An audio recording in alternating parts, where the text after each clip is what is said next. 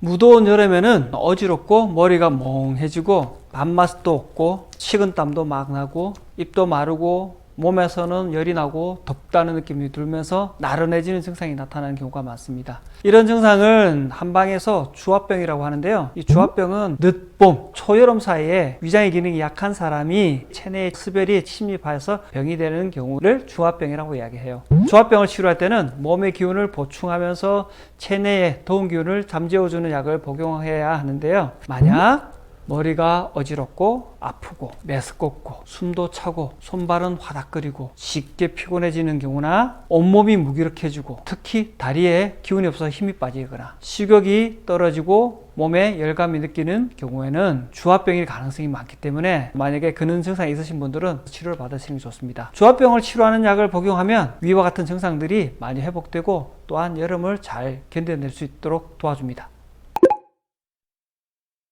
주화병이 잘 그린 체질이 있냐고 물어보는데 단계신법이라는 한의학 서적을 살펴보면 주화는 음허, 원기 부족에 속한다라고 설명이 되어 있습니다.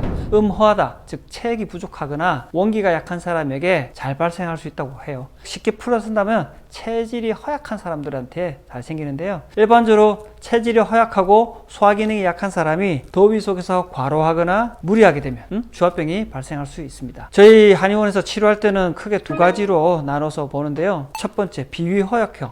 특징은 온몸이 힘이 없고 가슴이 깝깝하고 말할 기운도 없고 머리가 멍해지고 대변은 묽게 보고 그리고 오래되면 몸이 수축해지고 쇠약해지면서 다리는 점점 가늘어지는 특징이 있습니다. 수별형은 전신에 열이 나면서 땀을 흘리는 경우와 땀을 흘리지 않는 경우도 있으며 그리고 열이 많기 때문에 입이 심하게 마르고요. 입이 마르기 때문에 물을 많이 마시고 싶어 합니다. 소변의 양도 많고 오래되면 전신에 열이 내리지 않고 기력이 쇠해지고 심한 피로를 느끼는 특징이 있습니다.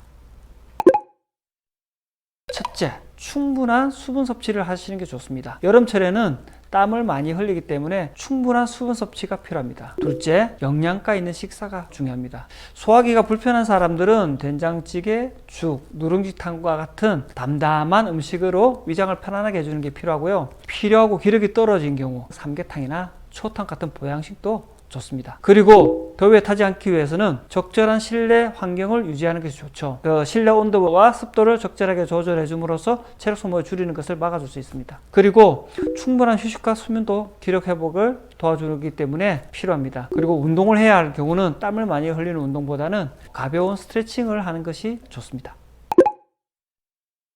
결국 땀을 많이 흘려서 병이 생기는 경우가 많기 때문에 땀이 많이 흘려서 빠져나간 기를 보충하기 위한 약재로서는 여러분들이 많이 아는 인삼, 황기와 같은 대표적 약들이 있습니다. 그런데 인삼, 황기는 기를 보충해 주지만 약간 뜨거운 성질이 있기 때문에 너무 과하게 쓰게 되면 몸에 오히려 열이 더 많이 생기는 부작용이 생길 수 있기 때문에 맹문동, 지모, 황백과 같은 차가운 성질의 약을 같이 가감을 해서 쓰는 것이 좋습니다. 도구의보감을 살펴보면 주화병에는 보종익기탕에다가 약재를 가감해서 쓰는 처방이나 생맥산, 삼기이고탕과 같은 처방으로서 환자들을 많이 치료하고 있습니다.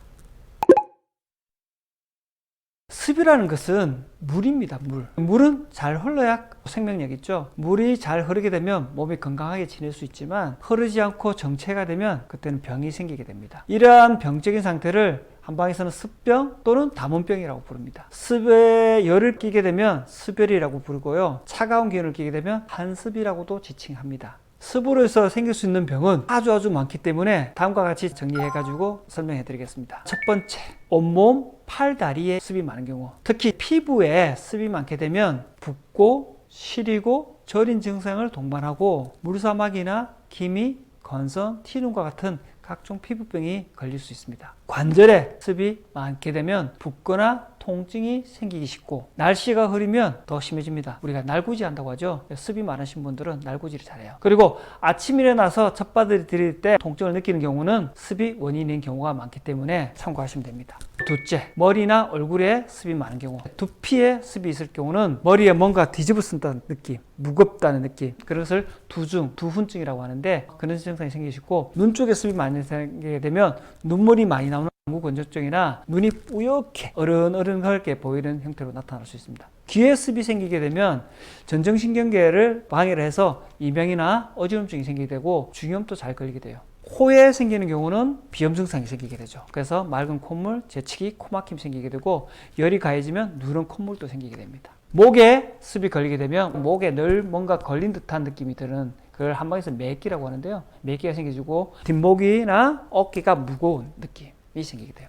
그리고 가슴과 복부에 생기는 경우도 있는데 식도에 습기가 있으면 음식물이 끈끈하게 걸려서 잘 내려가지 않는 느낌이 들고요. 폐나 기관지에 생기게 되면 가래 때문에 호흡이 거칠고 짧고 호흡할 때 소리가 날 수 있고 천식과 기관지 연고 같은 것들이 있어요. 심장에 습이 되면 습 때문에 심장이 커지죠. 그걸 심부전증이라고 하는데 그런 식으로 생길 수도 있고요. 위장에 습이 끼게 되면 조금만 먹어도 배가 부른, 헛배 부르다고 하죠. 그리고 배고픈 걸 잘 느끼지 못하고 늘 배에 뭔가 차 있는 느낌, 소화가 잘 되지 않고 잘 체하는 형태로 느낄 수 있습니다.